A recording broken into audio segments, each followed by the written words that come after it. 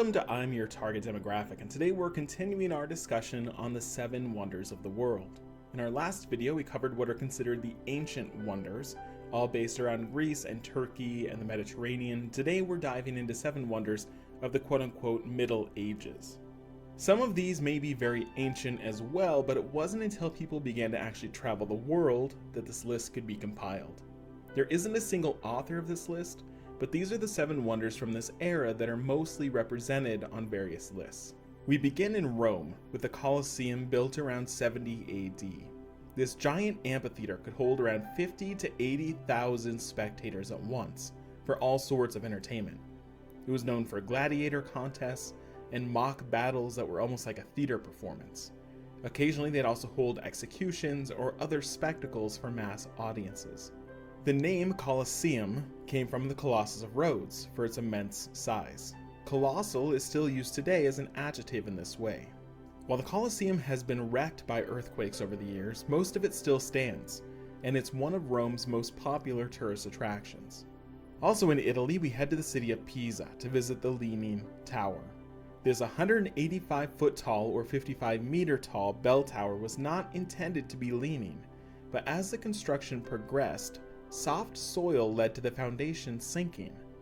They corrected what they could, but ultimately the tower was left leaning at a 5-degree angle.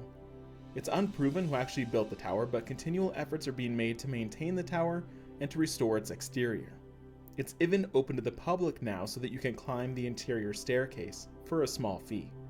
We now head to China for the Great Wall. This massive fortification runs about 13,000 miles from end to end, though not all of it is still standing. Many sections have fallen apart. Why was the wall built?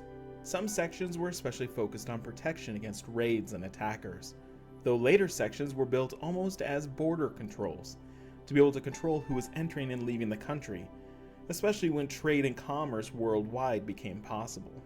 This is a massive undertaking, and it took about 2,000 years for the entire thing to be completed, though empires built it little by little with huge gaps in between.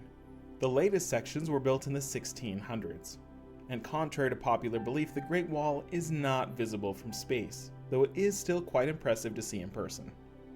China has a second world wonder, the Porcelain Tower of Nanjing.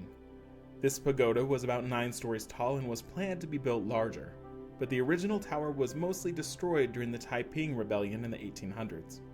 It was built with white porcelain bricks that reflected sunlight. While the original was destroyed, there is a life-size replica that stands today in Nanjing, built because of a donation of $156 million US.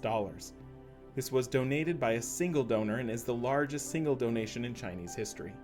We now travel to Istanbul, Turkey, to discuss the Hagia Sophia.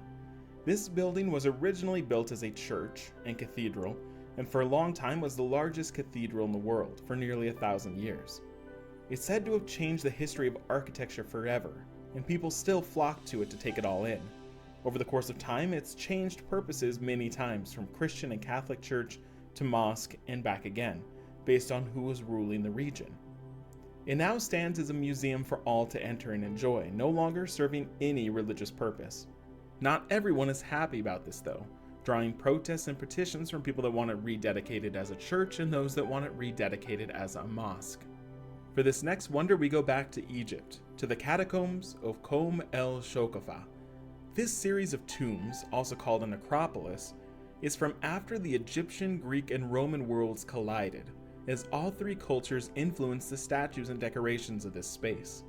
It was seemingly meant for only one family and slowly expanded to include other families and even animals, including an entire room for the bones of horses that faithfully served their master, the Emperor Karasala, in 215 AD. These catacombs are still being excavated and researched, some of it being inaccessible and some being underwater.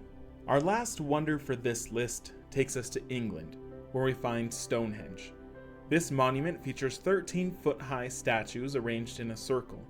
It was believed to be built as early as 3000 BC, meaning it stood now for over 5,000 years. Why isn't this on the ancient wonder list, you ask? Again, that list was created by the Mediterranean people and consisted of only regional landmarks, so they wouldn't know about other monuments like this one. In terms of the site's purpose, it's mostly believed to be a burial site and a place for celebration of the dead. Many researchers have studied this site and the various steps in its creation, down to indentations in the ground and remnants of stones and trees that no longer exist. Some restoration has been done in the last 100 years, helping to right stones that have fallen and put things back in their supposed places.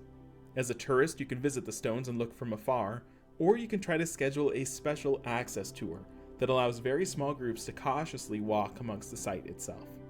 And that is it for our 7 wonders of the Middle Ages. We have one more video left that is a little more technical.